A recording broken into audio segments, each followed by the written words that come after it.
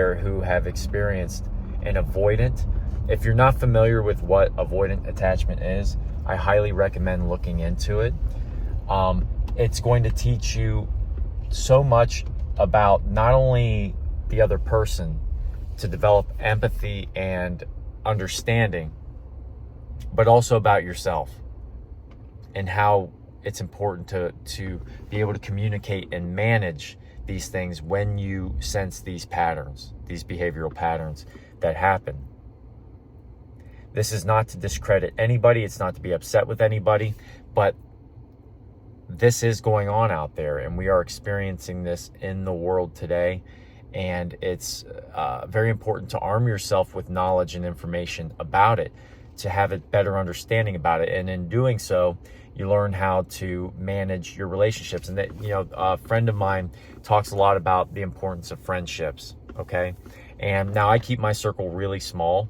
I have a lot of friends. I could catch up instantly with anybody from the past. I keep in touch with people, but as far as like my daily routine and who I see on a normal basis, it is a very small group of people. And that's just me. Now, I can go out there and meet new people and be friendly and things like that. That's really great. But the importance of managing these relationships is understanding what other people's needs are. Because a lot of times we think we're listening, but even though you're listening, if you're not really understanding what's going on, it's very hard to fully listen and hear and understand what they're saying. You try to over-explain, and therefore you're becoming a person who's being loud and overbearing to that person who just wants to be heard. You're injecting yourself into an emotional conversation when you should be protecting your energy, because not all you're doing, you don't need two emotional people talking. One can talk and one can simply listen and understand, or try to understand and empathize with that person, because I knew that this person was hiding a lot. I read it very well. It's what I was trained to do. This is how I survived in combat. This is how I have had success in many regards. I have empathy. When that person chooses to come around and start to wish to reflect, they're not in pre-contemplative or contemplative phase of behavioral change. They are wanting, they're right there, they want to take action. They're contemplating, what can we do? How can I relate to this person that they are in a safe place to make the change? They are in a secure place, and if they make the change, they're going to find that they're only going to empower themselves moving forward, and that there are going to be benefits that maybe they can't see in the mirror initially. In the long run, they will. How do we communicate that? And it's with empathy, and it's with listening. And oftentimes what I'm learning is that the more you know, the more you don't know. And it's important to understand these things. As upset as I want to be, and I've looked at hundreds and hundreds of testimonials on this over the last few weeks here, and you see a wide variety of reactions in the comment sections, or on Reddit, or on Quora, or whatever you call it. And some people are angry. Some people are resentful. They're hurtful. Other people are conflicted. They want to understand better. And that's kind of where I'm at. It's like an up and down thing where okay, I know what this person did and it's not acceptable to me. And the person decided just to leave me hanging coldly with no resolution, with confusion, with what the hell just happened. Like what in the world happened? Because I know I was doing everything right. I know I was doing everything right. I know for a fact I was doing everything right. And you're honest, you're open, you're sincere. And that's what I talk about, like being able to hang your hat on. This year, your New Year's resolution, whether you want to rebrand yourself or you're hanging in the pocket and learning from your experience in life, sometimes those difficult things, the things that are difficult, that difficulty is safeguarding that which you value the most. So you hang in the pocket and you learn from that difficulty and build yourself up with some self-respect, self-love, self-dignity. Whether you think you failed or not, failure actually is success.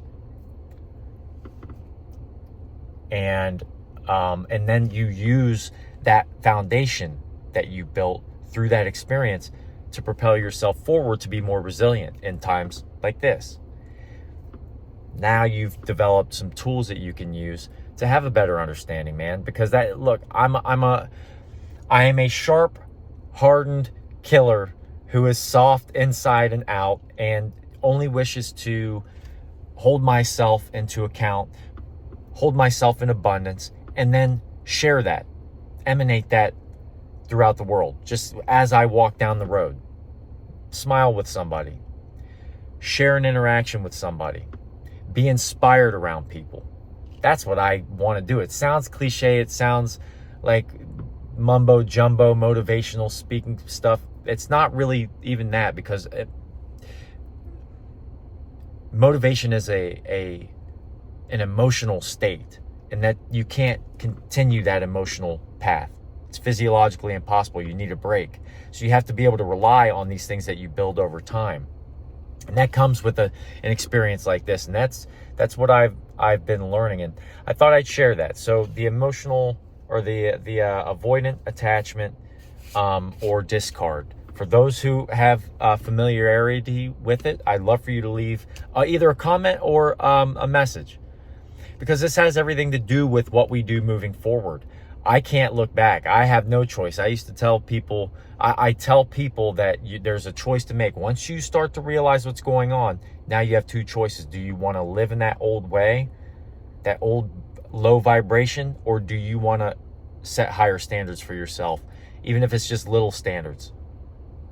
It doesn't matter. Little standards or big standards, it's all the same. You're improving yourself, seeking self-improvement. It's a leadership trait or leadership principle. So you build those foundations and move forward with those things. I tell people again, you have two choices to make, right? Getting back to that, you have two choices to make. Now I don't have a choice. Now that you really have been bombarded with some stuff, some wild, crazy, dark stuff that you didn't understand, you really like, this is going to propel me into the next phase of my life, because when this happens, and you have to overcome the pain and discomfort that has been awarded to me at this point, and you continue to take your steps forward and push through and try to stay focused and organized anyway, imagine whenever you get your vibration back. And so you be patient with yourself and realize that you really don't have a choice now. Now that you really know what you're up against and what's out there, are you going to succumb to fear and become the avoidant yourself and just put up a brick wall? Or do you move forward with love, compassion, understanding, and empathy in this world and set your boundaries and be firm in them? Do not be afraid to protect yourself while not shutting other people and other things out, because love is out there, friendship is out there, and that's what the beauty of friendship is to be able to manage other people's needs. Everyone has their own needs. We all have our own intentions in this world, and those intentions all conflict they interact one way or the other in the event stream. All right, we all have our own special interests and attention, and sometimes those things are in contention. But we manage them through friendships. We manage them through personal and professional relationships. And then the most important relationship is with yourself and how you manage that. And that's what this has been really about. I have to take into consideration, or number one, what in the hell happened? Why did you allow yourself into that? What led up?